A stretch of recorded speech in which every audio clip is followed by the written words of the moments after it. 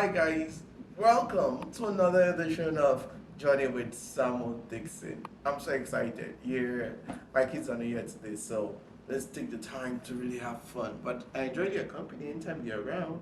Don't worry, you'll see more of them. So we are still on the story about how you keep that dream alive. Every of my time with you, I like just giving this advice now. Sincerely, I just want to share my story with you.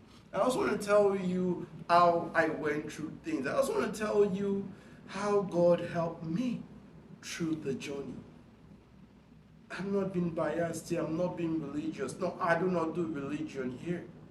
But I'm just here to motivate you, to encourage you, to keep you going. That whatsoever you face, everything is going to be good.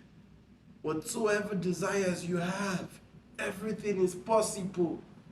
Samuel US said that was just a dream that was birthed out of a desire of unanswered prayer at that time.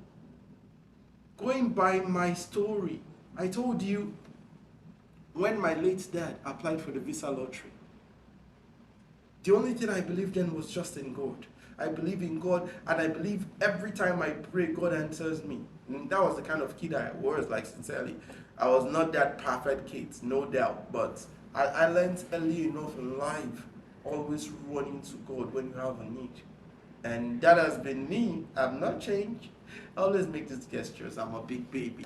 I'm not still changed. I'm still a big baby. Big baby in the sight of God. So, it came like that. First, I brought my affirmation by calling myself Samuel USA. Who does that? An 11-year-old kid? But it is what it is.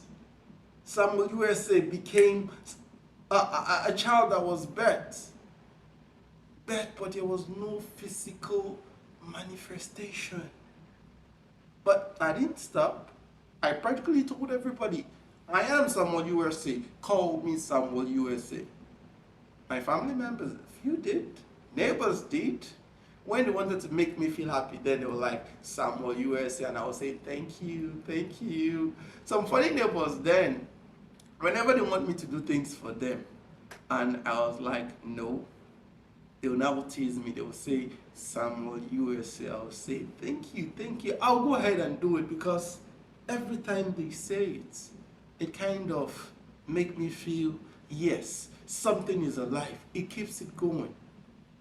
Then, just as I told you in the previous video, my dad came and reality check came. Boom! This cannot work. You know I cannot afford it. Why waste your time? Reality checks will always come your way, even when you believe. Please get that straight. The best way to stay encouraged and keep moving is understanding that when this reality check comes, if you know it beforehand, it's easier for you to face it. It didn't mean my late dad hates me. He gave us the best. He gave us everything. But it was just being realistic. So reality check came. Boom! It's not possible. I didn't fight it. I didn't stop getting prospectus, but I just kept on going with life. And life goes on. At 15, follow the progression. At 15, it still does not look like it was possible. One thing that kept me, one way I spent my leisure then was going to the cyber cafe to browse. I remember this particular day. Another reality check that dawned on me was when I was chatting in the era of Yahoo Messenger. If you were born in the late 80s/early 90s, that was one social media platform where we tend to communicate with people across the world. The reality check came when I was chatting with this guy who was Nigerian. I'm sorry, but it's the fact. I'm also Nigerian. I'm not saying anything more than that. Who was chatting, pretending to be somebody from America. And we're going back and forth. Do you want to come to America? I said yes. Do you want to school in America? I said yes. Then My spirit came alive at that point. I was like, oh yeah, this is the time. Samuel USA is about to go to USA. And the guy dropped the shocking one. For those of you who understand Yoruba, I will interpret it. The guy said, Ole, come, let us teach you how they do it in typing. It was just a chat. But at that point, I felt bad because I was sincere. I thought this was the time. But when he typed it, I just closed the chat and I felt bad. So, it pushed me to just get into this conversation with God. Like I tell you, I'm not being religious. Yeah, I'm not talking religion. I'm telling you my story. So at every point, I'll always make reference to God. I had to, like, with my personal self, because whether you believe it or not, regardless of what religion you believe in, I'm not religious, but I believe there is a God somewhere. I believe in Jesus. And every time I have a problem, I get in conversation with God, my Father, in the name of Jesus. So I just got into this conversation. I can remember, and I was like, God, you said, I believe you answered me at age 11. This is 4 years down the line. How is Samuel USA going to be a reality? I thought this was the time, but this person just insulted my sincere desires. And in my spirit, I can remember this was the conversation I had with God, and this was God's response. And it was like, Samuel, make a choice. I can do everything. The world is in my hands. Choose one.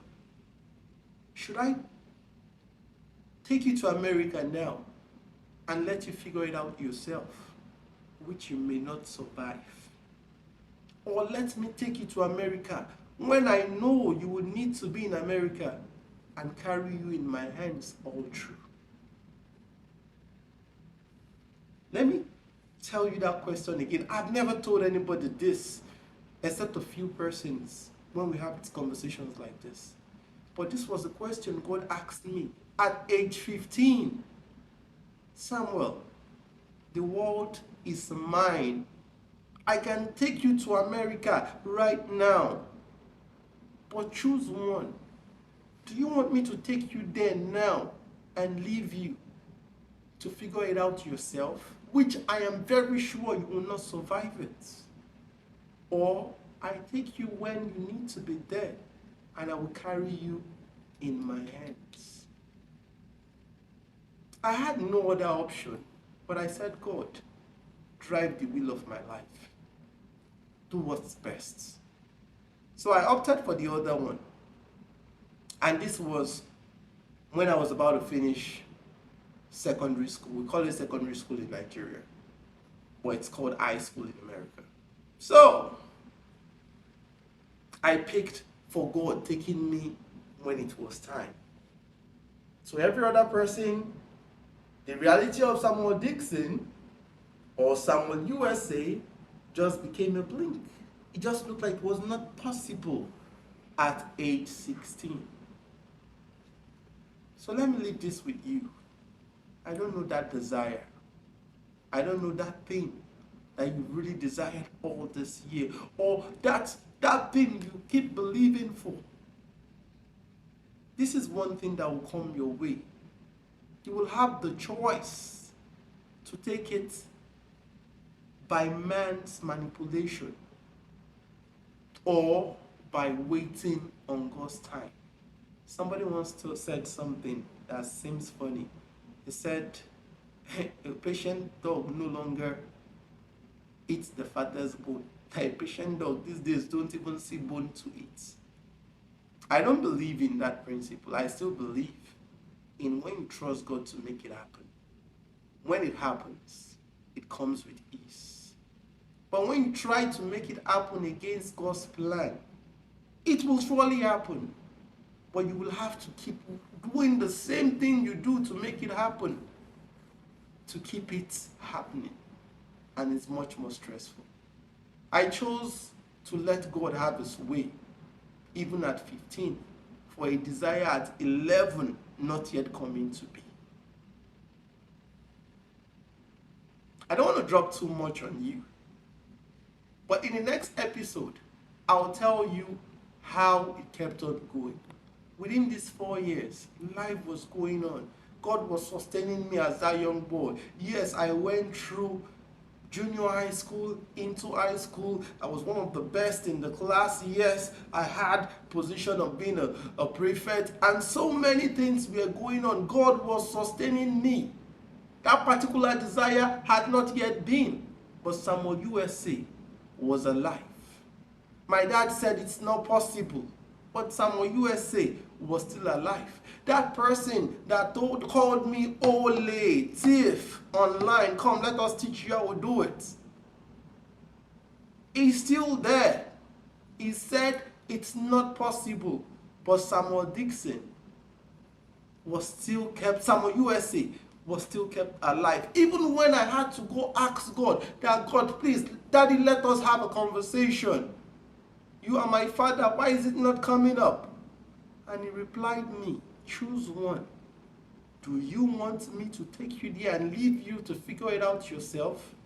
Many people are in that state of deciding with all pressure and trying to make it happen. They take the latter, that don't worry, just take me there, I'll figure it out. Sometimes you try to figure it out and you get tired figuring it out and you get stuck. But most times, I tell you, when you pray to make it work, it eventually works. I'll leave you with this. Have fun, and I'll see you in my next episode. I love you. Bye-bye.